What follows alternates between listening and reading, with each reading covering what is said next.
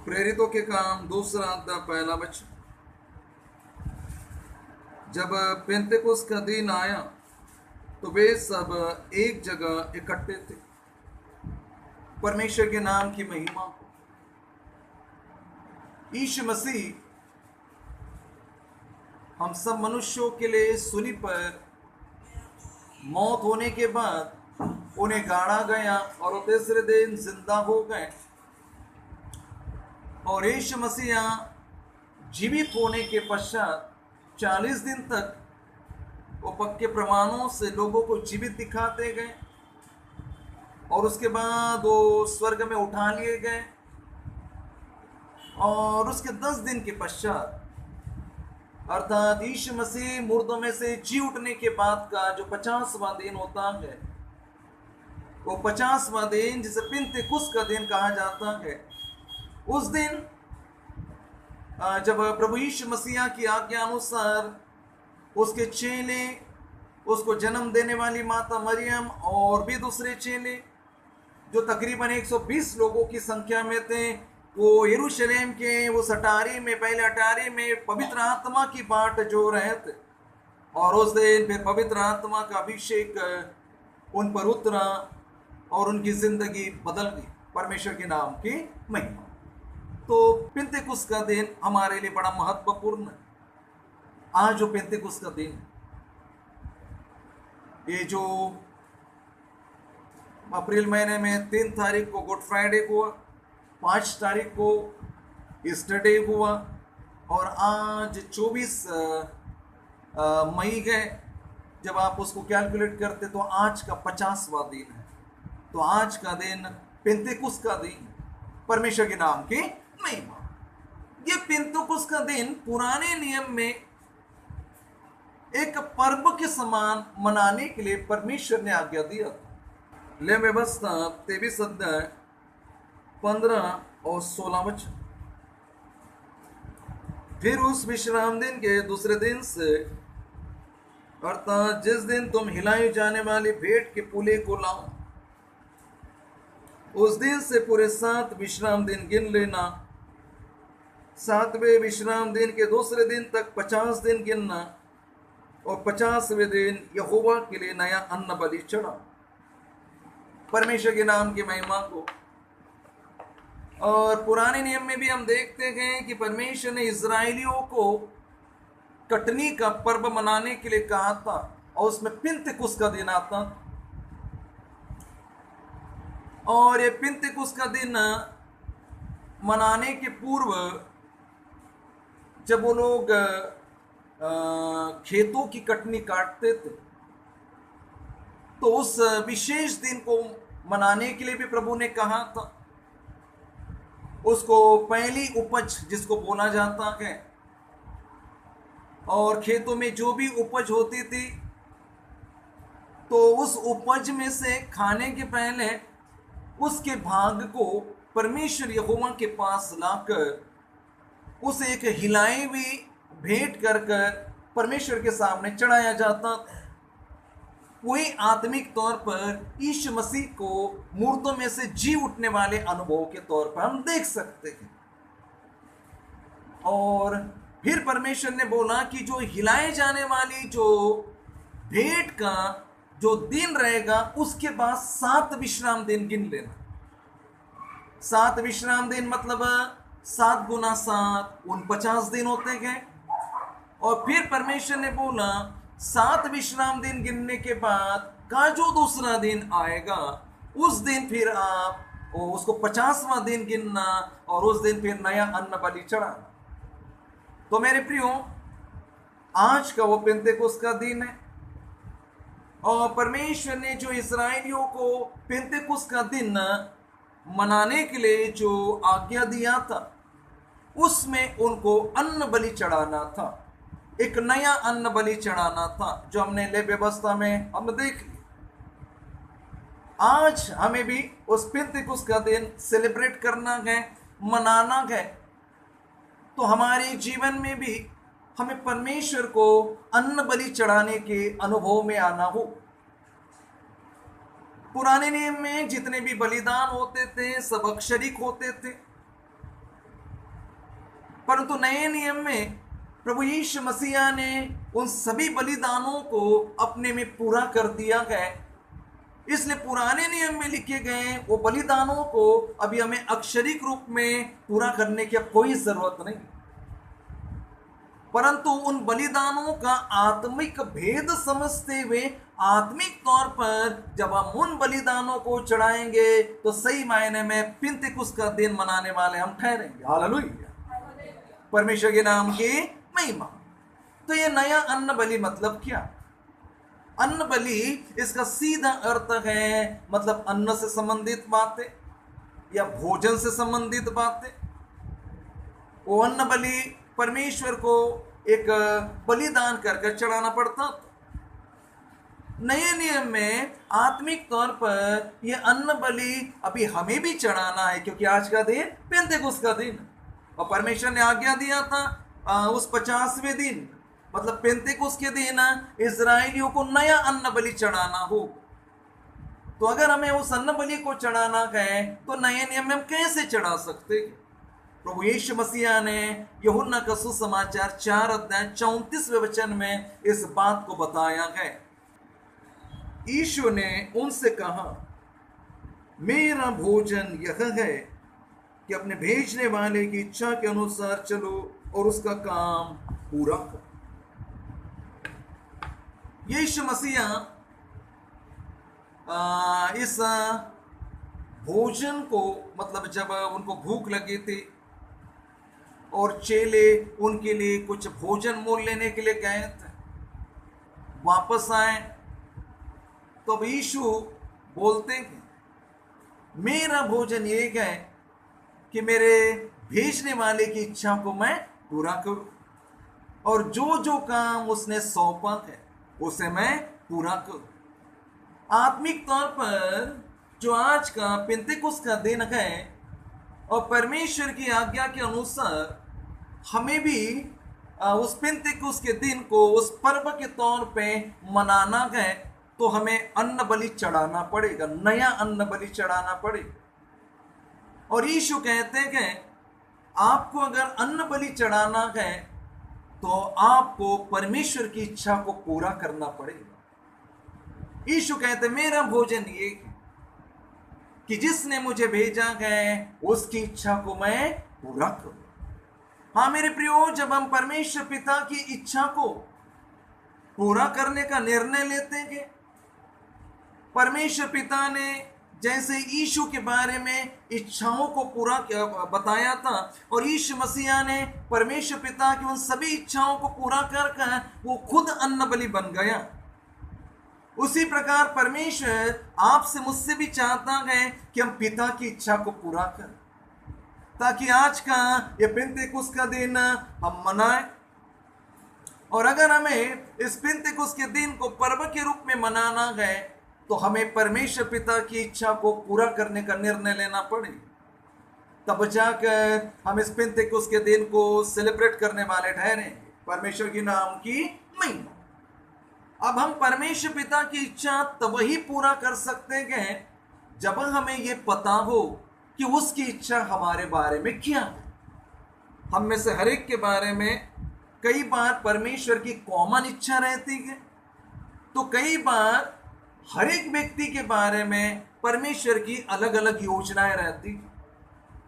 तो हर एक मनुष्य के बारे में जो परमेश्वर की अलग अलग योजनाएं हैं, उसके पहले मनुष्य के बारे में जो कॉमन योजना परमेश्वर की है पहले उसे हम समझेंगे, ताकि उस योजना को उस इच्छा को हम पूरा करेंगे और इस पेंतेकुस्त के दिन हम अन्न बलि बनकर परमेश्वर की इच्छा को पूरा कर इस पेंतेकुस्त के दिन को हम मनाएं। परमेश्वर के नाम की महिमा हो। तो पहला तीमुथियुस 2 अध्याय उसके 4 वचन में परमेश्वर की इच्छा जो कॉमनली सारी दुनिया के लिए है उस इच्छा को हम समझेंगे, जो ये चाहता है कि सब मनुष्यों का उद्धार हो और वे सत्य को भली भांति पहचान ले। परमेश्वर के नाम की महिमा। परमेश्वर पिता की इच्छा सारे मानव जाति के लिए यह है कि उन सभी का उद्धार हो और वे सत्य को भली भांति पहचान ले। परमेश्वर की इस इच्छा को यीशु मसीह ने सर्वप्रथम पूरा किया जब उन्होंने सारे मानव जाति के पाप अपने पर उठाए और सारे मानव जाति के पापों की माफी देने के लिए और पापों की माफी देकर मानव जाति का उद्धार करने के लिए यीशु मसीह सूली पर मर गए और इस प्रकार परमेश्वर की उस इच्छा को पूरा किया जो सारे मानव जाति के लिए परमेश्वर ने अपनी इच्छा प्रकट किया। परमेश्वर की इच्छा ये कहे कि मनुष्य श्राप में न रहे, श्रापित अवस्था में न रहे। इसलिए परमेश्वर की इस इच्छा को भी पूरा करने के लिए प्रभु यीशु मसीह ने सारे मनुष्यों के श्राप अपने पर उठाकर कलवरी क्रूस पर लटक कर उस शापित बना और परमेश्वर की इच्छा को पूरा किया। परमेश्वर की इच्छा यह भी है कि मनुष्य बीमार न रहे और इसलिए परमेश्वर की इस इच्छा को पूरा करने के लिए यीशु मसीह ने सारे मानव जाति के रोग, निर्बलता, दुर्बलताओं को अपने पर उठाकर अपने पेट पर कोड़े खाए ताकि परमेश्वर की इच्छा के अनुसार मानव जाति को बीमारियों से भी छुटकारा दे। तो परमेश्वर ने जो सारे मानव जाति के लिए अपनी इच्छा को सामने रखा गया कि सभी मनुष्यों का उद्धार हो, अर्थात उन्हें पापों से मुक्ति मिले, मनुष्यों को श्रापों से मुक्ति मिले, मनुष्यों को बीमारियों से मुक्ति मिले, मनुष्यों को अन्य बोझों से मुक्ति मिले। इन सारी इच्छाओं को यीशु मसीह ने कलवरी क्रूस पर चढ़कर पूरा कर दिया। हालेलुया। अब जैसे यीशु ने इच्छा को पूरा किया और वो अन्न बलि बन गया, अब आपके बारे में, मेरे बारे में भी परमेश्वर की यही इच्छा कि हमारा उद्धार हो। और मेरे प्रियो, हमारा उद्धार होना है तो परमेश्वर की इच्छा के अनुसार हमें प्रभु यीशु मसीह के ऊपर विश्वास करना होगा, अपने पापों के लिए हमें माफी मांगना होगा, अपने पापों के लिए हम पश्चाताप करेंगे और यीशु मसीह को अपना मुक्तिदाता प्रभु परमेश्वर ग्रहण करेंगे तो हमारा उद्धार हो जाता है और इस प्रकार हम परमेश्वर की इच्छा को हम पूरा कर लेते हैं। हालेलुया।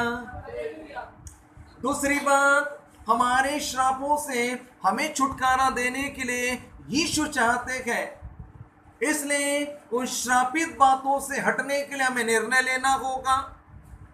यीशु मसीह के नाम से जब श्राप हम तोड़ते जाते गए तो हम परमेश्वर की इच्छाओं को पूरा करते जाते। और इतना ही नहीं मेरे प्रियो, कई बीमारियां लोगों को माफ न करने की वजह से भी आती है, कई बीमारियां पापों की वजह से भी आती है। तो जब हम लोगों को माफ करने का निर्णय लेते हैं, उनको माफी देते हैं, तो परमेश्वर का वचन कहता है वही तो है जो तेरे अधर्म को क्षमा करता और तेरे रोग मिटा देता।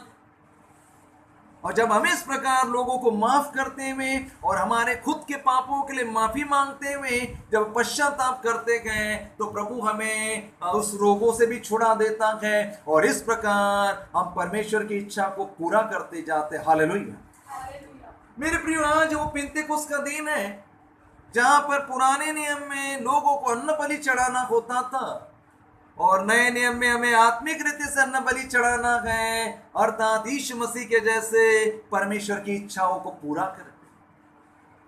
अब परमेश्वर की इच्छा मनुष्य के बारे में ये भी है कि वो अपने शरीरों को जीवित बलिदान होने के लिए परमेश्वर के हाथों में सौंपे। रोमियो की किताब 12 अध्याय 1 वचन हम पढ़ें।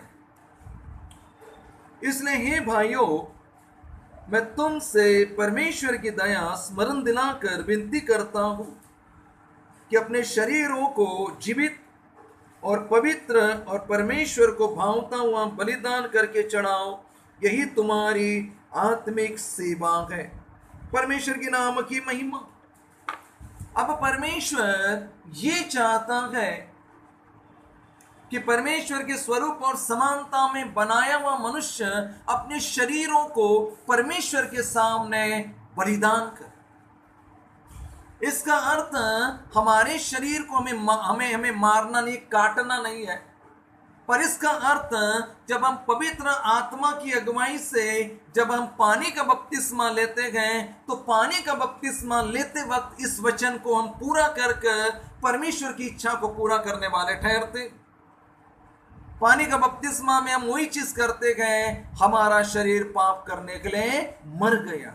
कोई भी बलिदान चढ़ाना हो, किसी पशु के बलिदान को चढ़ाना हो तो उसे पहले मार डालना होता है। उसी प्रकार हमारा शरीर परमेश्वर की नजर में एक बलिदान होकर अगर बदलना गए तो हमें बपतिस्मा लेते वक्त ये चीज हम करते कि मेरा शरीर अब पाप करने के लिए मर गया, और इसलिए हम पानी का बपतिस्मा लेकर परमेश्वर की इस इच्छा को पूरा कर कर मानो पिंतेकुस्त का दिन मनाने वाले ठहरते हैं। परमेश्वर के नाम की महिमा। और इतना ही नहीं, बपतिस्मा तो हमें खरा बपतिस्मा केवल एक बार लेना होता है, लेकिन बपतिस्मा का अनुभव प्रतिदिन हमें हमारे जीवन में अनुभव करना होता है। इसलिए पौलुस भी 1 कुरिन्थियों 15:31 वचन में कहता है कि मैं प्रतिदिन मरता हूं। इसका मतलब वो प्रतिदिन पानी के बपतिस्मा के अनुभव को याद करता था। वो हर दिन पानी का बपतिस्मा नहीं लेता था, बपतिस्मा केवल एक ही बार लेना होता है, लेकिन पानी के बपतिस्मा के अनुभव कि मेरा शरीर पाप करने के लिए मर गया है, वो प्रतिदिन बातों को सोचते हुए अपने शरीर को मारता था, कूटता था, ताकि अपने शरीर की अभिलाषाओं को वश में ला सके। हाँ मेरे प्रियो, जिंदगी बिताते वक्त में ये शरीर न जाने कितनी प्रकार की अभिलाषाओं को करता है। ये शरीर बुराई करने के लिए ज्यादा करता। ये शरीर ये चाहता है कि मैं अपने शरीर पे कुछ ऐसी चीजों को पहनूं जो संसार पहनता है। ये शरीर कई प्रकार की अभिलाषाओं को करते जाता है, लेकिन बाइबल का परमेश्वर कहता है अगर आप वाकई उस पिंतेकुस्त के दिन के जैसे एक अन्न बलि बनना चाहते हैं तो परमेश्वर की इच्छा को पूरा करने वाला ठहरिए। और परमेश्वर की इच्छा है कि हम हमारे शरीर को बलिदान चढ़ाना है। मतलब ये शरीर अभी गहने पहनने की मांग नहीं कर सकता। अगर आज भी आपका शरीर गहने पहनने की मांग कर रहा है, अगर आपका शरीर आज भी मेकअप करने की मांग कर रहा है, तो सही मायने में अभी भी आपका शरीर पाप करने के लिए मरा नहीं है। अगर आज भी आप अपने शरीरों पर गहने पहनते गए और धड़ल्ले से मेकअप करते जाते गए, तो मेरे प्रियो आज भी आपका शरीर पाप करने के लिए मरा हुआ नहीं। और परमेश्वर की इच्छा है कि हम हमारे शरीरों को जीविता और भावता हुआ बलिदान चढ़ाएं, तब जाकर हम पिंतेकुस्त के दिन में अन्न बलि आत्मिक तौर पर चढ़ाने वाले ठहरेंगे। परमेश्वर के नाम की महिमा। और इतना ही नहीं मेरे प्रियो, 1 थिस्सलुनीकियों 4:3 वचन, क्योंकि परमेश्वर की इच्छा यह है कि तुम पवित्र बनो, अर्थात व्यभिचार से बचे। हाँ मेरे प्रियो, परमेश्वर ने अपने स्वरूप और समानता में बनाए हुए मनुष्य के बारे में वो इच्छा करता है कि मनुष्य अपने शरीरों का अनादर न करे, अपने शरीर से मन से वो व्यभिचार न करे। परमेश्वर यही चाहता है कि मनुष्य अपने आप को व्यभिचार से बचाए रखे, अपने शरीर को पवित्र रखे। और परमेश्वर की इच्छा के अनुसार जब हम व्यभिचार से अपने आप को बचाए रखते हैं, हमारे शरीर को अपवित्र होने से बचाए रखते हैं, तो हम पिंतेकुस्त के दिन में पुराने नियम के अनुसार अब हम आत्मिक तौर पे नया अन्न बलि चढ़ाने वाले ठहरते हैं।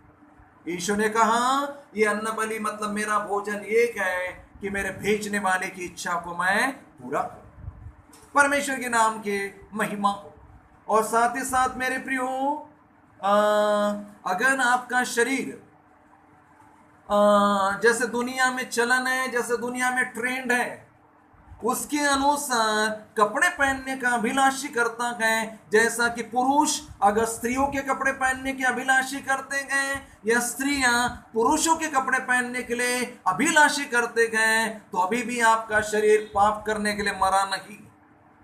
अगर आज भी आपका शरीर डिमांड करता है कि जैसे पुरुष कपड़े पहनते गए, स्त्रियां भी चाहती वैसे कपड़े मैं पहनूं, तो अभी भी आपको सीखने की जरूरत है। अभी तक आप उस पिंतेकुस्त के दिन में आत्मिक बलिदान चढ़ाने वाले अभी तक नहीं बने। इसलिए मेरे प्रियो, परमेश्वर जो कहता है अगर किसी कॉलेज में पढ़ने वाले बच्चे जवान हो या किसी ऑफिस में काम करने वाली बहनें को अगर उनके ऑफिस का ड्रेस कोड ही पुरुषों के जैसा है, तब अगर वो वैसा ड्रेस पहनने से तब परमेश्वर उनको कुछ नहीं कहेगा। परंतु अगर कॉलेज में, ऑफिस में ड्रेस कोड नहीं है और फिर भी स्त्रियां पुरुषों के जैसे कपड़े पहनकर जाती हैं, तो परमेश्वर अवश्य न्याय करेगा। इस बात का हम भली भांति ध्यान रखें। परमेश्वर के नाम की महिमा।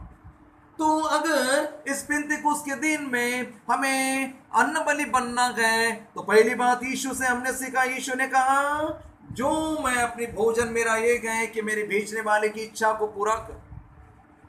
और दूसरी बात यीशु ने कहा मेरे भेजने वाला मेरा पिता परमेश्वर ने जो जो काम मुझे सौंपा है उसे मैं पूरा करूं। हालेलुया। आज पेंतिकुस्त का दिन है मेरे प्रियो, और जैसे यीशु मसीहा ने परमेश्वर पिता की इच्छा को पूरा किया और परमेश्वर पिता ने उसको सौंपे हुए काम को पूरा किया, वही काम परमेश्वर हमें भी देता। परमेश्वर यीशु के जैसे हमें भी कुछ काम देता।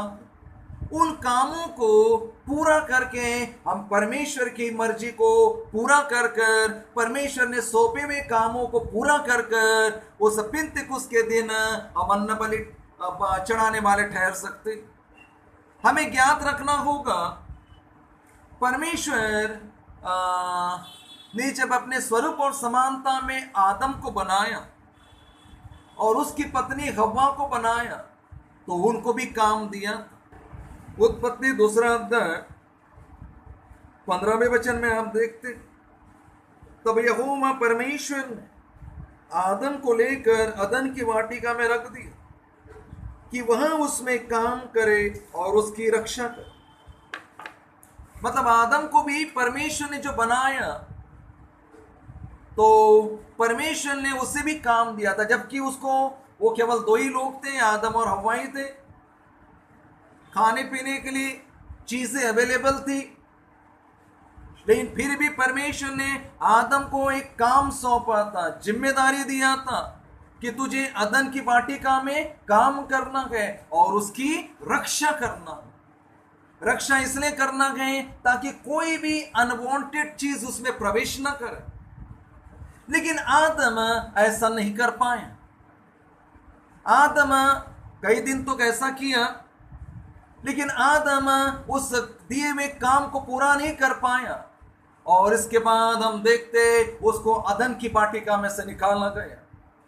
परमेश्वर ने जो काम आदम को सौंपा था, आदम पूरा नहीं कर पाया। मेरे प्रिय, आपको मुझको इस लेसन सीखना, चाहे हम जवान हो, चाहे बड़े हो, सेवक हो, विश्वासी हो, हर एक को परमेश्वर काम देता।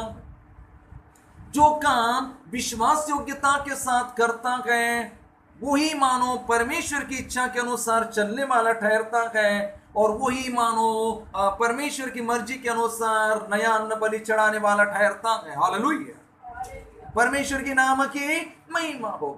जब आप यीशु के पास आते हैं और यीशु को अपना मुक्तिदाता परमेश्वर ग्रहण करते हैं, बपतिस्मा लेते गए, तो आप देख लीजिए परमेश्वर आपको कोई ना कोई काम जरूर देता। जैसे जवानों को कलीसिया में आप देख सकते क्वायर ग्रुप में खड़े होकर परमेश्वर की भक्ति करने का काम सौंपा। ये काम किसने दिया? परमेश्वर ने दिया। इसलिए जो भी काम जिस किसी को भी मिलता है उसको वफादारी से करना पड़ेगा। जैसे आदम को काम सौंपा था, उस काम को पूरा नहीं कर पाए। अगर जवानों को क्वायर ग्रुप में प्रभु ने खड़ा किया है, तो अब जवानों की जिम्मेदारी है कि उस क्वायर ग्रुप में खड़ा होकर अपना बेस्ट करें। क्वायर ग्रुप में यूं ही खड़ा नहीं हुआ जा सकता। उसके लिए आपको रिहर्सल में आना होता है, प्रैक्टिस सेशन में आना होता है, आपको वक्त देना होता है, रिहर्सल करना पड़ता है, तब जाकर आप परमेश्वर की महिमा के लिए परमेश्वर ने सौंपे हुए इस काम को आप पूरा करने वाले ठहरते। लेकिन जब आप अपने आप को कई बार, कई लोगों की हो सकता कुछ काम भी रहता होगा, समस्याएं रहती होंगी, लेकिन कई बार कई लोग, कई जवान इस रिहर्सल के पार्ट को मानो बेतुका समझते, उन्हें मानो इसको कोई इंटरेस्ट नहीं आता, बस डायरेक्ट वो खड़े होना चाहते गए, यह गड़बड़ की बात हो जाती। हे मेरे प्रियो, याद रखना, आदम को परमेश्वर ने जो जिम्मेदारी सौंपा था, जो काम सौंपा था, वो आदम पूरा नहीं कर पाया। इसलिए आप देख सकते, एक समय आया वो पाप में गिर गया और बाद में कुकर्मा में फंस गया, और परमेश्वर ने उस अदन की वाटिका में से उसको बाहर कर दिया। लेकिन यीशु मसीह, जिसे अंतिम आदम कहा जाता है, वो यीशु मसीह मानव रूप में आया, और परमेश्वर पिता ने उसके लिए रखे हुए उस जिम्मेदारी को, काम को पूरा किया, और आप देखते हो अन्न बलि बन गया। हालेलुया। तो मेरे प्रियो, जो भी जिम्मेदारियां, जो भी आपको सेवा दी जाती है, वो पूरा करना होता। आपको सेवा के लिए परमेश्वर ने बुलाया गया, आपको सेवा क्षेत्र दिया गया, तो वहां पर अवश्य जाना होता है, वो सेवा करना होता है, तब जाकर मेरे प्रिय आप परमेश्वर ने दिए काम को पूरा कर कर अन्न बलि चढ़ाने वाले ठहरते। इतना ही नहीं, अगर आप कोई जॉब करते गए तो उसे ये भी समझना होगा कि ये जॉब भी मुझे परमेश्वर ने दिया। आपको जो भी जॉब, चाहे छोटा हो बड़ा हो, जो भी जॉब आप करते गए, चाहे बिजनेस करते गए, तो परमेश्वर ने मुझे दिया गए, तो उस काम को भी विश्वास योग्यता के साथ करना होगा। वो काम जब आप विश्वास योग्यता के साथ, चाहे वो नौकरी को विश्वास योग्यता के साथ करते गए, तो आप ये ठहरते हैं कि परमेश्वर ने आपको दिया हुआ काम आप पूरा कर कर अन्न बलि ठहर जाते हैं। परमेश्वर के नाम की महिमा हो। तो आज वो पेंतेकोस्त का दिन है,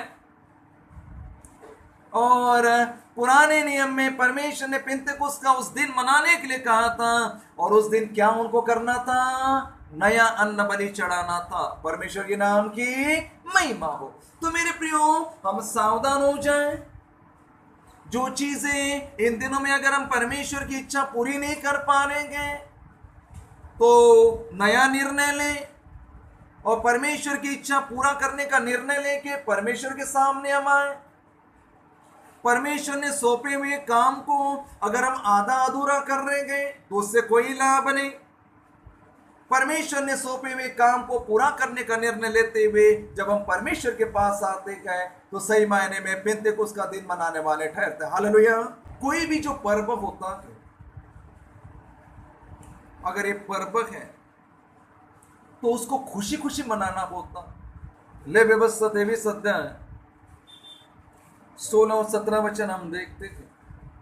वहां लिखा है, 7वें विश्राम दिन के दूसरे दिन तक 50 दिन गिनना, और 50वें दिन यहोवा के लिए नया अन्न बलि चढ़ा। तुम अपने घरों में से एपा के 2/10 अंश मैदे की 2 रोटियां हिलाने की भेंट के लिए ले आना। वे खमीर के साथ पकाई जाए और यहोवा के लिए पहली उपज ठहर। परमेश्वर के नाम की महिमा। अब यहां पर परमेश्वर इस्राएलियों को एक आज्ञा देते कि जब आप इस पेंतेकोस्त का दिन मनाते हैं तो आपको अपने घरों में से मैदे की 2 रोटियां लाना हो, और उसका वहां पर मतलब क्या ये बताया गया कि क्या क्या होना चाहिए।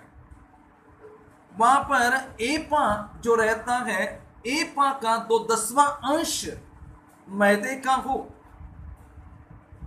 ऐसी 2 रोटी बनाकर लाना है। इसको हमें समझना पड़े। इजरायली लोगों के जीवन में जब परमेश्वर ने उनको मिस्र देश की गुलामी से बाहर निकाला तो उस समय में जो उनको मौज माफ करने के लिए कुछ चीजें रहती थी, जैसे अपन को मौज माफ करने के लिए किलो रहता है, किलोग्राम रहता है। जैसे धान्य मोजने के लिए किलोग्राम रहता है। तो जैसे जो द्रव पदार्थ रहते हैं जैसा तेल वगैरह, उसको मापने के लिए लीटर रहता है, बराबर है। तो उसी प्रकार पुराने नियम में किलोग्राम नहीं होता था, पुराने नियम में एपा रहता था। वहां पर एपा जो तकरीबन 10 किलो का रहता था, और एपा 10 किलो का रहता था, और उस एपा में से 2/10 लाना था। मतलब 10 किलोग्राम है, एपा कितने किलोग्राम का रहता है? 10 किलोग्राम तकरीबन। उसका 10 भागों में से 2 भाग लेना है, 2/10 मैदा लेना है। मतलब एपा 10 किलो का है, तकरीबन लगभग 10 किलो होता है, और उसका 2/10 मतलब 10वां भाग में से जो 10 भाग करेंगे उसमें से 2 भाग मैदा लेना है। मतलब तकरीबन 2 किलो हो गया। 2 किलो मैदा लेना है, और इन 2 किलो मैदे की 2 रोटियां बनाना है। मतलब एक एक रोटी 1 किलोग्राम की है। आप जरा इमेजिन कर लीजिए, एक रोटी अपन घर में बनाते हैं तो 1 किलो की रोटी काफी लोगों के लिए हो जाती है। 1 किलो की रोटी तो काफी लोगों के लिए हो जाती है, पर आप ये देखते हैं वहां पर लाना 2 रोटियां गए, और एक एक रोटी 1 किलोग्राम की होना चाहिए। मतलब वो कितनी मोटी होंगी, कितनी जाड़ी होगी, या उसको बनाना कितना कठिन काम होगा। हो सकता है उसका विड्थ काफी रहती होगी, मोटी रहती होंगी। इसको समझने के लिए, जैसे गुजरात में रोटी को रोटला बोलते हैं, वो मोटी रहती है, काफी मोटी रहती है। हालांकि मैं केवल समझाने के लिए बोल रहा हूं। अपने गांव में कभी कभी भाकर बनती थी, और मैंने छत्तीसगढ़ प्रांत में भी चावल की रोटी देखा, बड़ी जाड़ी रोटी देखा, और बड़ी टेस्टी रहती है। हालांकि वो 1 किलो की तो बनना मुश्किल है, 1 किलो बड़ा मेजरमेंट हो गया। तो यहां पर परमेश्वर कहता है कि आपको अगर पिंतेकुस्त के दिन को मनाना है, तो आपको अपने घरों में से एपा का 2/10 मैदे से बनाई हुई रोटी लाना पड़ेगा, 2 रोटी लाना पड़ेगा। ये एपा का 2/10 मिलाकर जो 2 रोटियां लाना है, उसका भेद हमें समझना पड़ेगा। परमेश्वर के नाम की महिमा हो। मेरे प्रियो, ये जो 2/10 है, तो पुराने नियम में जो परमेश्वर ने 10 आज्ञाएं दिया, इजराइलियों को परमेश्वर ने 10 आज्ञाएं दिया था, और वो उसी दिन दिया था जिस दिन परमेश्वर पिता साक्षात अग्नि में होकर उस होरेब पर्वत, सीनै पर्वत पर इजराइलियों के देखते उतरा था। वो आग में उतरा था, और उस आग में से वाणी आ रही थी, और 10 आज्ञाएं उसी आग में से आ रही थी, और वो 10 आज्ञाओं को इस्राएलियों ने सुना। परमेश्वर के नाम की महिमा। तो मेरे प्रियो, वो जिस दिन यहोवा पिता उस सीनै पर्वत पर उतरा, ऐसा मुझे लगता है कि वो जो 10वां दिन, मानो उस समय तो पेंतेकुस्त का दिन बोला नहीं गया था, लेकिन वो कहीं ना कहीं यही दिन होगा, या मुझे ऐसा लगता है वो इतवार ही होगा। क्योंकि परमेश्वर जो जो चीजें करता है बड़ी प्लानिंग के साथ करता है, दिन का बड़ा महत्व रखता है। तो मेरा ऐसा व्यक्तिगत मत है कि वो कहीं ना कहीं रविवार को ही परमेश्वर उतरा होगा। ये मेरा व्यक्तिगत मत है। परमेश्वर के नाम की महिमा।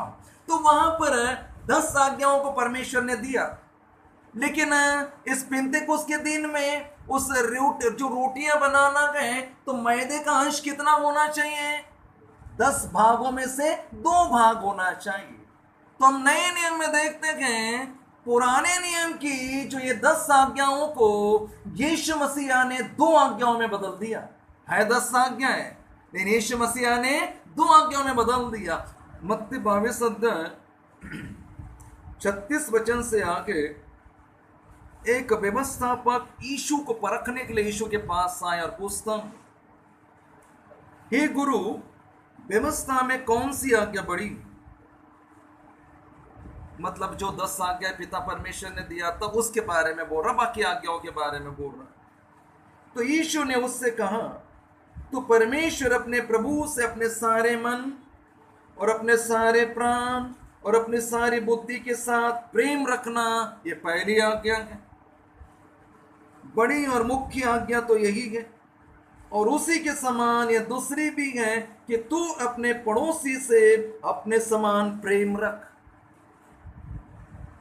ये ही दो आज्ञाएं सारी व्यवस्था और भविष्यद्वक्ताओं का आधार है। परमेश्वर पिता ने जो 10 आज्ञाएं दिए थे, उस 10 आज्ञाओं को यीशु ने 2 आज्ञाओं में बदल दिया। इसका मतलब यीशु ने परमेश्वर पिता ने दी हुई आज्ञाओं को कम नहीं किया, उसको 2 आज्ञाओं में कैसे बदला मैं समझाता।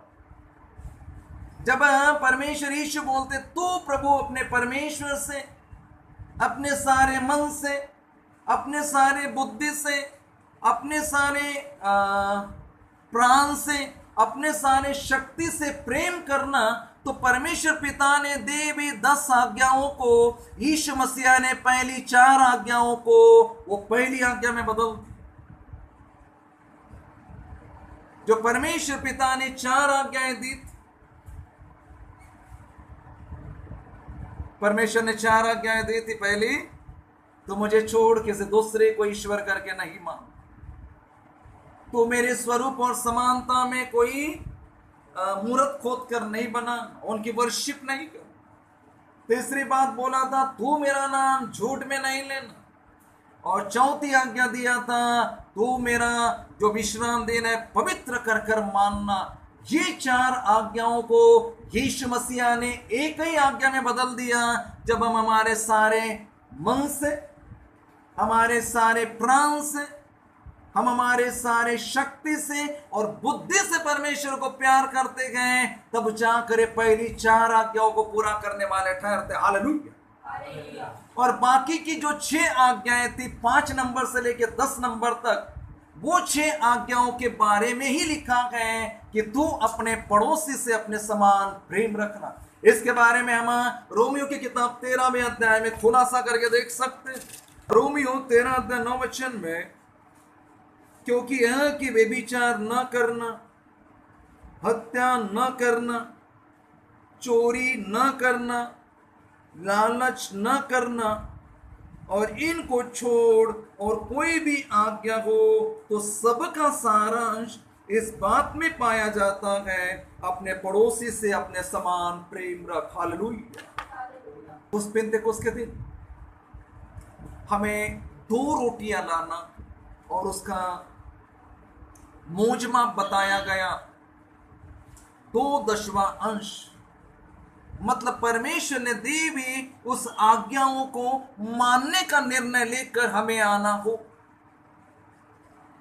परमेश्वर ने जो ये 10 आज्ञाएं हैं, इस 10 आज्ञाओं को मानो 2 आज्ञाओं में यीशु ने बदल दिया। अब उन 2 आज्ञाओं को ध्यान देते हुए अपने जीवन में वो 2 आज्ञाओं को जो हमने अभी देखा, कैसे 10 आज्ञा 2 आज्ञा में बदली गई। आज्ञा उतनी ही है पर 2 बातों में बदल गई। पहला स्थान परमेश्वर को देना गए, बाकी दूसरा फिर हमने पड़ोसियों को अपने समान प्यार करना गए। जब इस प्रकार हम करते गए तो पेंतेकोस्त के दिन सही मायने में मेरे प्रियो हम उस पर्व को मनाने वाले ठहरते गए, पेंतेकोस्त का दिन मनाने वाले ठहरते गए और परमेश्वर के नाम की महिमा करते। हालेलुया। अब वहां पर परमेश्वर ने कहा कि 2 रोटियां लाना। ये 2 रोटियां किसको दर्शाता? ये 2 रोटियां वैसे तो देखा जाए कि प्रभु ने बोला था स्वर्ग से उतरी हुई रोटी मैं हो, तो स्वर्ग से उतरी है, मतलब उसका तात्पर्य अब यहाँ पर नहीं रहेगा, क्योंकि इजराइलियों को अपने घरों में से 2 रोटियां लाना था।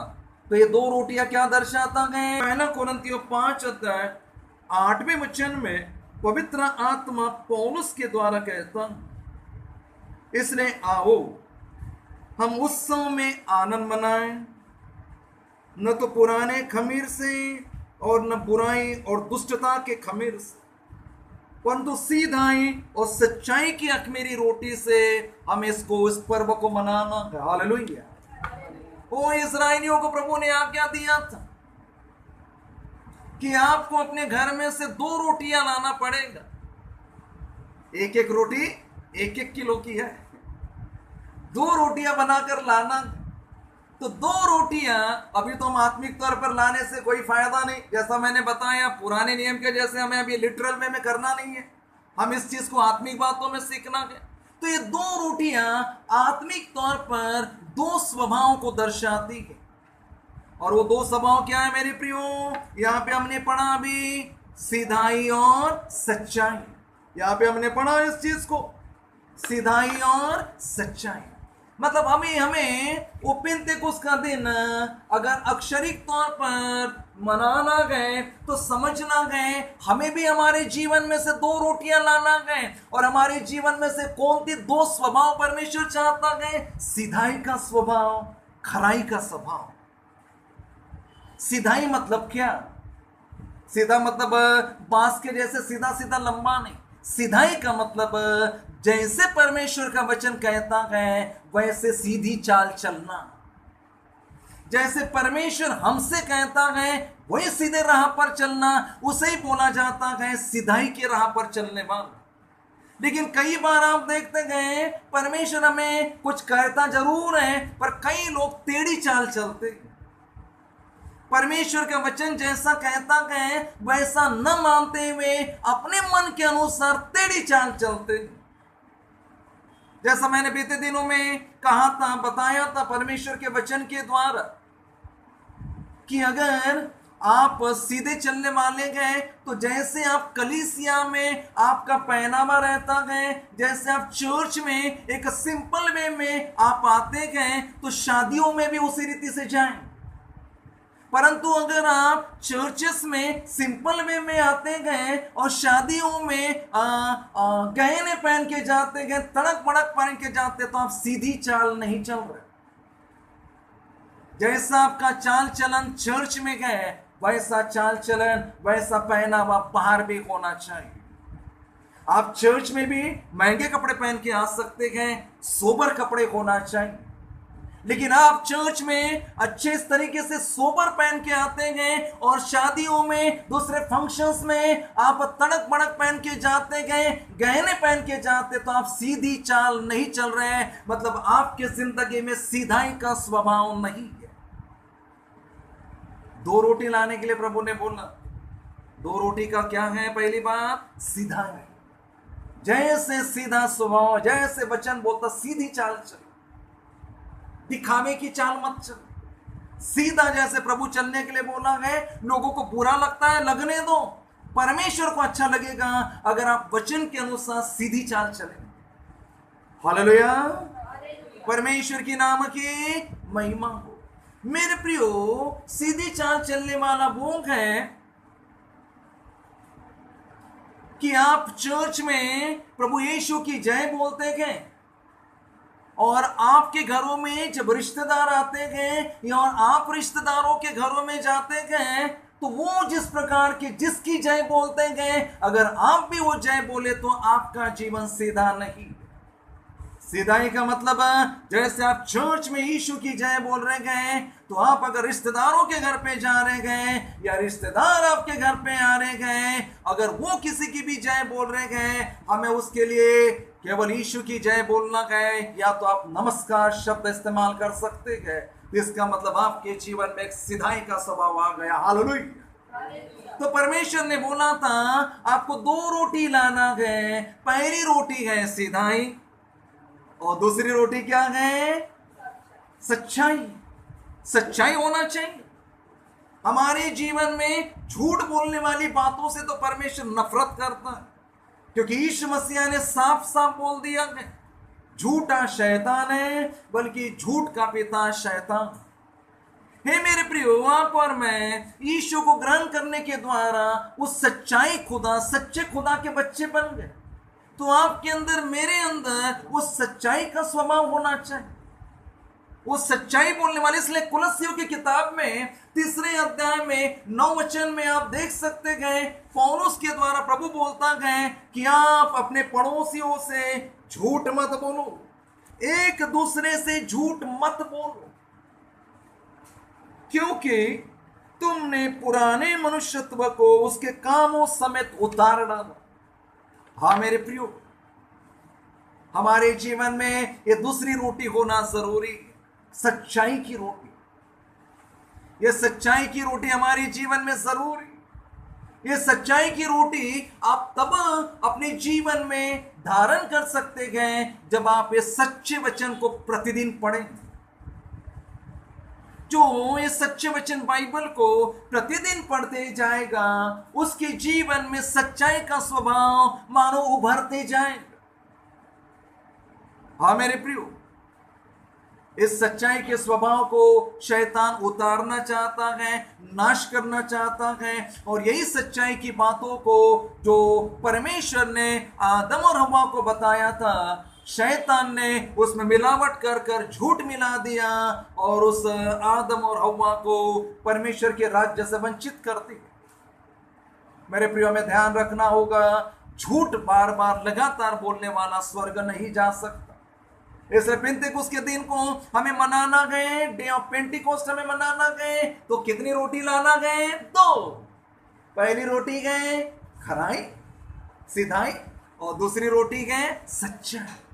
और इस सच्चाई की रोटी आप प्रतिदिन जब पढ़ेंगे, यीशु मसीह के वचन को प्रतिदिन पढ़ते जाएंगे, उसको मनन करते जाएंगे, और साथ ही साथ जो प्रचार आपको किया जाता है उस प्रचार को आप ध्यान से सुनते जाएंगे, मनन करते जाएंगे, तब जाकर इस सच्चाई का स्वभाव आपके अंदर बिल्ड होते जाएगा और तब जाकर आप पेंतेकोस्त का दिन मनाने वाले ठहरेंगे। हालेलुया, परमेश्वर की नाम की महिमा। अब वहां पर एक और कंडीशन ऐसी है जो हमें समझना पड़ेगा। ले व्यवस्था 23 अध्याय 17वां वचन, तुम अपने घरों में से एपा के 2/10वें अंश मैदे की 2 रोटियां हिलाने की भेंट के लिए ले आना और वे खमीर के साथ पकाई जाए। अब परमेश्वर बोलता है वो खमीर के साथ पकाई हुई होना चाहिए, जबकि पुराने नियम में आप देखते हैं परमेश्वर ने बोला था इजराइलियों के घरों में खमीर नहीं रहना चाहिए। मतलब एक पर्टिकुलर पर्व के दिन में उनके जीवन में खमीर नहीं रहना चाहिए। खमीर मतलब जिसको हम ईस्ट कहते हैं। और यहां पर परमेश्वर कहता है कि पेंतेकोस्त के दिन में घरों से लाई जाने वाली वो रोटियां खमीर के साथ पकाना चाहिए, जबकि परमेश्वर ने खमीर रखने के लिए मना किया था। आत्मिक तौर पर एक खमीर, यीशु मसीह ने अपने चेलों को बोला था फरीसियों के खमीर से सावधान रहो। मतलब फरीसी लोग जो गलत सिखाते थे या सिखाते थे पर मानते नहीं थे, उस गलत शिक्षा से बचे रहने के लिए बोला था। तो खमीर आत्मिक तौर पर गलत शिक्षा को दर्शाता है, साथ ही साथ खमीर आत्मिक तौर पर दो और बुराई को दर्शाता है। पहला कुरिन्थी 5 अध्याय 8वें वचन में खमीर के बारे में लिखा, बुराई और दुष्टता का खमीर। और परमेश्वर कहता है कि पेंतेकोस्त के दिन में जो 2 रोटियां आपको लाना है वो खमीर के साथ पकाई जाए। मतलब एक तरफ परमेश्वर बोलता आपके अंदर सीधाई होना चाहिए और दूसरी बात सच्चाई होना चाहिए, और दूसरी तरफ परमेश्वर बोल रहा वो खमीर के साथ पकाना। और खमीर का मतलब हम क्या देख रहे हैं यहां पर? दुष्टता और बुराई और गलत शिक्षा। परमेश्वर 2 बातें नहीं कर सकता। परमेश्वर एक ही बातें करता है, पर यहां पर अगर हमें 2 बातें लिखता है तो इसको भेद हमें समझना पड़ेगा। यह संसार ज्यादातर गलत शिक्षाओं से भरा पड़ा, यह संसार दुष्टता और बुराई से भरा पड़ा हुआ। आप कहीं पे भी जाकर देखिए, आप थोड़े दूरी पर जाएंगे तो आपको बुराई देखने को मिलेगी। आपको यह संसार दुष्टता से, बुराई से और गलत शिक्षाओं से भरा पड़ा मिलेगा। और परमेश्वर बोलता है इस खमीर के साथ पकाना है। मतलब आपको यद्यपि बुराई का स्वभाव धारण करने वाले लोग, दुष्टता का स्वभाव रखने वाले लोग, गलत शिक्षा देने वाले लोगों के मध्य में रहना है, परंतु उनके मध्य में रहते हुए भी आपको इन बातों से अपने आप को बचाए रखकर आपके जीवन में वो खराई और सिधाई और सच्चाई होना चाहिए। हाँ मेरे प्रियो, आज ये संसार दुष्टता से भरा गए, बुराई से भरा गए, गलत शिक्षाओं से भरा गए, और हमें इनके मध्य में रहते हुए भी इन बातों से अलग कर कर हमारे जीवन में दो रोटियां रहना चाहिए, सिधाई और खराई। तब जाकर पेंतेकुस्त का दिन मनाना अच्छा रहेगा। हालेलुया। ओ तब जाकर पेंतेकुस्त का दिन में हम इकट्ठे हो जाएंगे और फिर तब हमारे जीवन में बड़े बड़े काम हो जाएंगे। अब वहां पर ये जो चीज करने के लिए परमेश्वर ने बोला है, वो चीज केवल मैदे से होना चाहिए।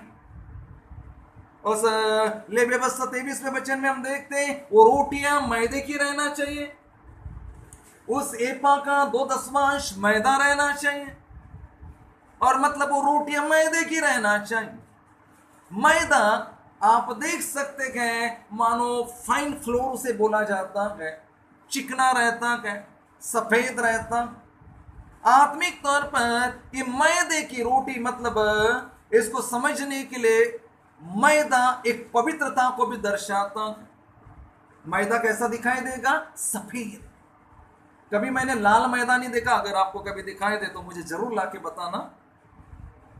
मैंने मैदा जब भी देखा सफेद ही देखा, और सफेद परमेश्वर के पवित्रता को दर्शाता है मेरे प्रियो। तो मेरे प्रियो, परमेश्वर चाहता है कि हम इस पेंतेकुस्त के दिन में परमेश्वर ने हमारे लिए लाए हुए आशीषों को प्राप्त करना है, तो हमें मैदे की रोटी लाना है, मतलब आत्मिक तौर पर हमारे जीवन में पवित्रता से भरा हुआ स्वभाव धारण करना, हमारे सोच विचार पवित्रता के हो, हमारी दृष्टि पवित्रता की हो, हमारी सुनने वाली बातें पवित्रता की हो, हमारी बोलने वाली बातें पवित्रता की हो, हमारा चाल चलन पवित्र हो। इस विचार के साथ, इस विचारधारा के साथ, इस सच्चाई के साथ जब हम परमेश्वर के पास आते गए, तो सही मायने में हम उस पेंतेकुस्त के दिन मैदे की रोटी बनाने वाले ठहरते। हालेलुया। परमेश्वर की नाम की महिमा। और साथ ही साथ ये मैदा कई गेहूं को मिलाकर बनाया जाता। मान के चलते मेरी मुट्ठी में मैंने 100 गेहूं के दाने ले लिया, और उन सभी से 100 नंबर के दाने पर मैंने एक एक गेहूं पर मार्कर पेन से नंबर लिख दिया। एक गेहूं पर पहला नंबर, दूसरे गेहूं पर दूसरा नंबर, ऐसा करते करते 100वां दाना मैंने लिया और उस पर मैंने 100 नंबर लिख। अब मैंने हर एक गेहूं के दाने पर नंबर लिखा। मार्कर के नंबर मिटते नहीं, आप जानते थे। और ये नंबर लिखने के बाद मैं उसको चक्की में लेके जाता हूँ, आटा चक्की में लेके जाता हूँ, और पिसाने वाले को बोलता हूँ इसको पिसा कर दे, आपका जितना भी चार्ज होगा मैं दे दूँ। अब उसने मुट्ठी पर गेहूं के दाने, जिसमें एक नंबर से लेके 100 नंबर अलग अलग दानों पर लिखा है, और वो जब वो पीस के आटा आता है तो मैं पहचान नहीं पाऊंगा कि इस पीसे हुए आटा में 100 नंबर के गेहूं का कौन सा दाना है, एक नंबर के गेहूं का कौन सा दाना है, क्योंकि एक नंबर से लेकर 100 नंबर तक दाने एक में के साथ मिल चुके हैं। मतलब ये आत्मिक तौर पर यह दर्शाता है कि अगर हमें उस पेंतेकुस्त के दिन में जमा होकर उसे सेलिब्रेट करना है, मैदा लाना है, तो मेरे प्रियो आपस में हमें मेल मिलाप रखना पड़े। आपस में मेल मिलाप रखेंगे तब जाकर वो हमें वो मैदा दिखाई देगा। मैदा मेल मिलाप को भी दर्शाता। इसलिए प्रभु यीशु ने कहा, आप इब्रानी 12-14 वचन पढ़ सकते। प्रभु कहता है उस सबके साथ मेल मिलाप रखो और उस पवित्रता के खोजी जिसके बिना कोई प्रभु को कदापि नहीं देखे। मतलब मेरे प्रियो, हमारे जीवन में उस मैदे के जैसे एक मिक्सअप होने वाली चीजें होना चाहिए। मैदा काय में मिक्सअप है? दाल के साथ मिक्स नहीं हुआ वो किसी तुवर दाल या किसी के साथ मिक्स नहीं हुआ। मैदा किसके साथ मिक्स हुआ? मैदे के साथ ही, मतलब गेहूं के साथ ही मिक्स हुआ। गेहूं एक गेहूं दूसरे गेहूं के साथ हो गया। उसी प्रकार आपको भी मुझको भी परमेश्वर के साथ मेल मिलाप रखना है। आपको मुझको परमेश्वर के लोगों के साथ मेल मिलाप रखना है। आपको मुझको अन्य लोगों के साथ भी मेल मिलाप रखना है। हमें किसी से कोई झगड़ा टंटा नहीं करना है। पति और पत्नी का मेल मिलाप रहना चाहिए, माता पिता और बच्चों के साथ मेल मिलाप रहना चाहिए, और साथ ही साथ कलीसिया के पास्टर का विश्वासियों के साथ मेल मिलाप रहना चाहिए। तब जाकर पिंतेकुस्त के दिन की उस आशीष को हम पा सकते। पिंतेकुस्त के दिन क्या आशीर्वाद मिला नए नियम में? हमने प्रेरितों के काम 2 अध्याय में देखते हैं, जब वो पिंतेकुस्त के दिन एक मन के साथ वहां पे इकट्ठे थे, तब स्वर्ग से एक सनसनाहट का शब्द हुआ और हर एक के ऊपर आग की सी जीभें, फटी हुई आग की सी जीभें ठहरी हुई दिखाई दी, और जैसे आत्मा ने बोलने की उन्हें सामर्थ्य दिया, वो अन्य अन्य भाषा में बोलने लगे। मतलब पिंतेकुस्त के दिन उन्होंने पवित्र आत्मा का अभिषेक पाया। हालेलुया।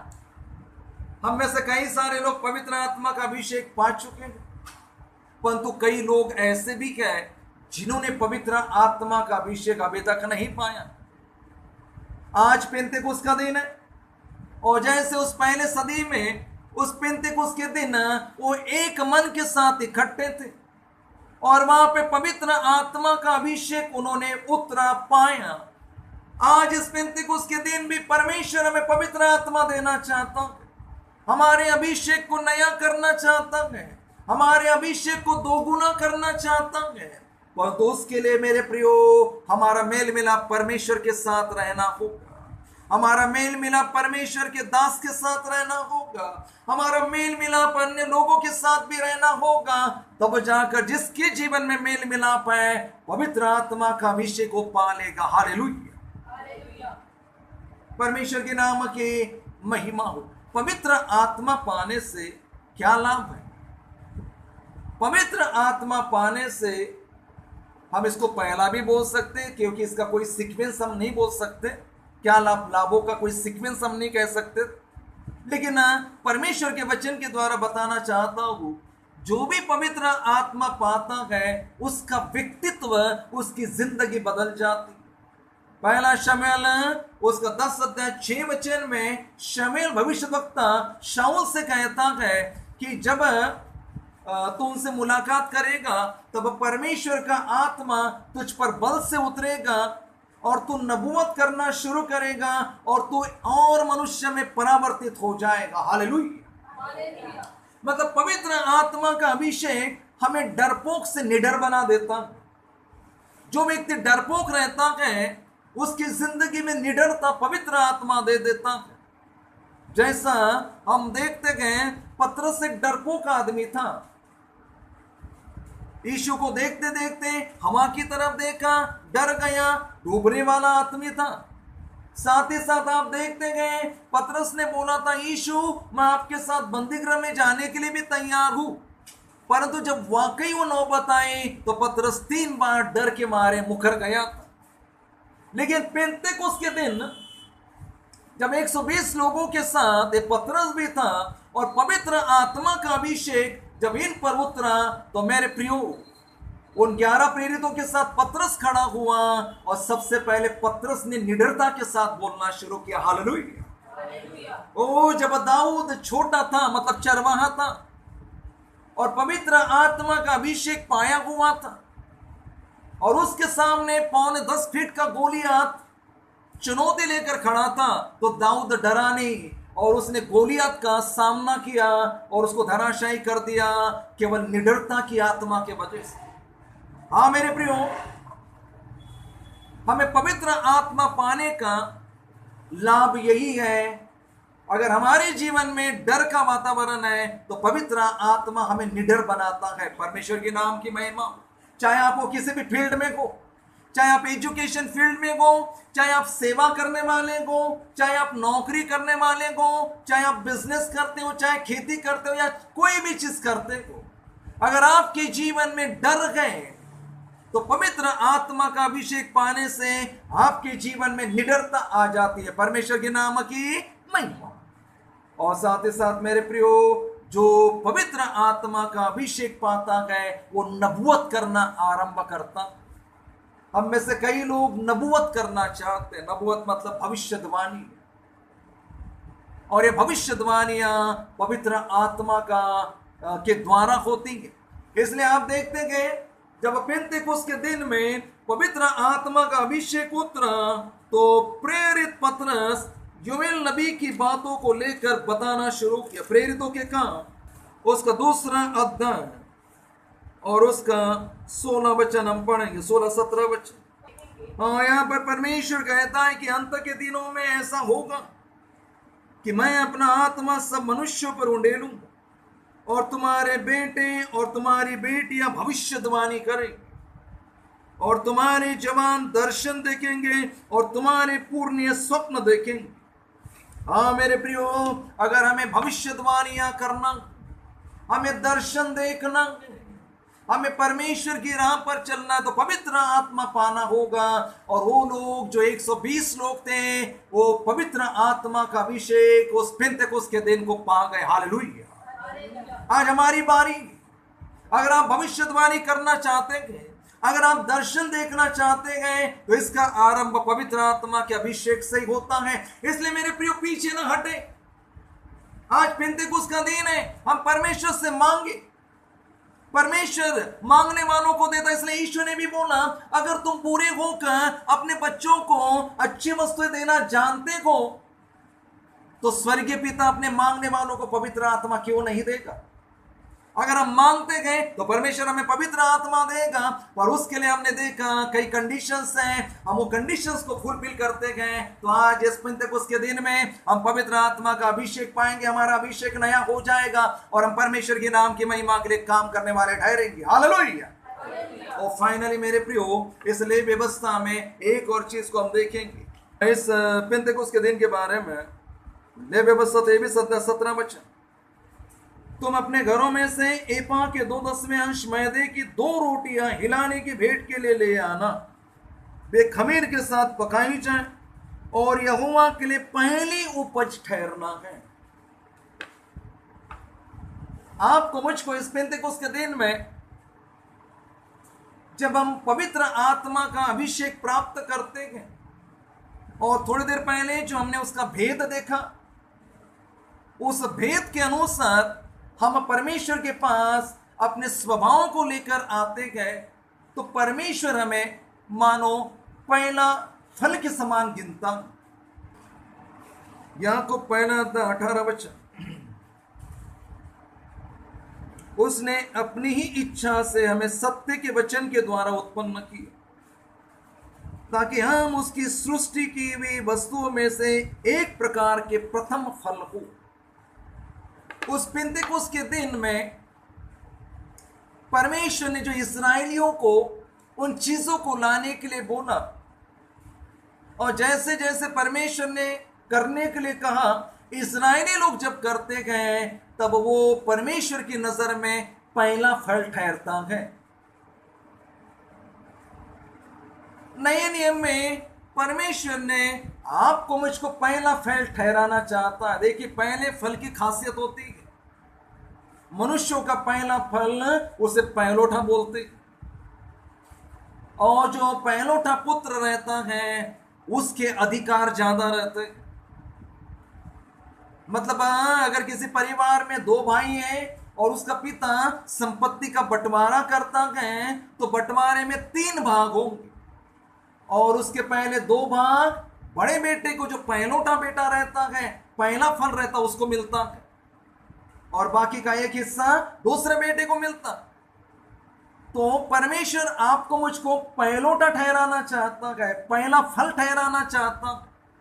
और ये तब होता है जब हम पेंतेकोस्त के दिन जो जो बातें बताई गई, अगर वैसा बेहतरीन स्वभाव के साथ जो अभी हमने सीखा है वो स्वभाव को धारण करते हुए जब हम परमेश्वर के पास आते गए तो परमेश्वर आपको मुझको मानो यीशु के लहू से पहला फल होने के लिए खरीद लेता। पहला फल मामूली नहीं होता, पहला फल उत्तम रहता, पहला फल को श्रेष्ठ बोला जाता है, पहला फल का अधिकार 2 गुना रहता। हालेलुया।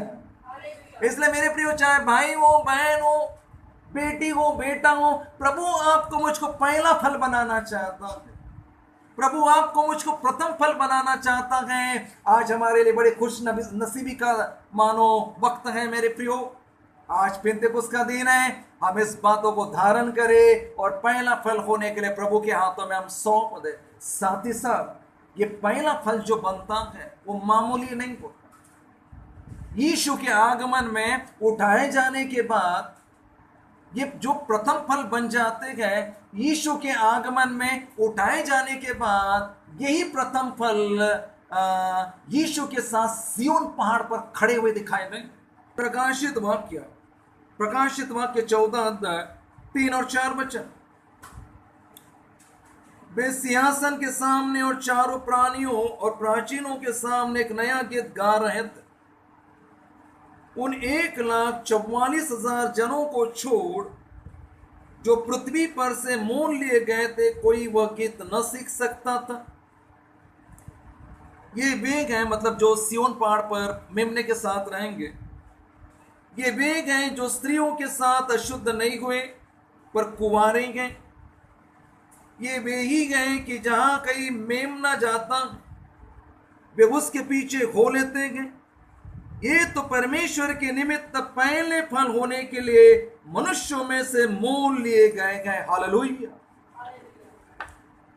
पेंतेकुस्त के दिन जो चीज करने के लिए प्रभु ने इस्राएलियों को बोला था, आत्मिक तौर पर इस नए नियम के कलीसिया में जो भी चीज वैसा करता है, आत्मिक जो भेद अभी बताया, तो परमेश्वर उसको प्रथम फल होने के लिए बुलाता है, प्रथम फल होने के लिए मोल लेता है। और प्रथम फल मामूली नहीं होता, उसके दोगुने अधिकार होती है, दोगुनी आशीष होती है। और फिर हम देखते हैं यीशु के आगमन में उठाए जाने के बाद यही प्रथम फल को ज्यादा एडवांटेज है। और वो प्रथम फल यीशु के साथ, मेमने के साथ सिय्योन पहाड़ पर वो 1,44,000 लोग खड़े रहेंगे। ये कोई मामूली बात नहीं। वो 1,44,000 में मोल लिए गए प्रथम फल जो लोग हैं उसमें शामिल होना गए, तो उसकी कंडीशन हमने पढ़ ली। प्रकाशित वाक्य 14:4 वचन। हे मेरे प्रियो, आज पेंतेकुस्त का दिन।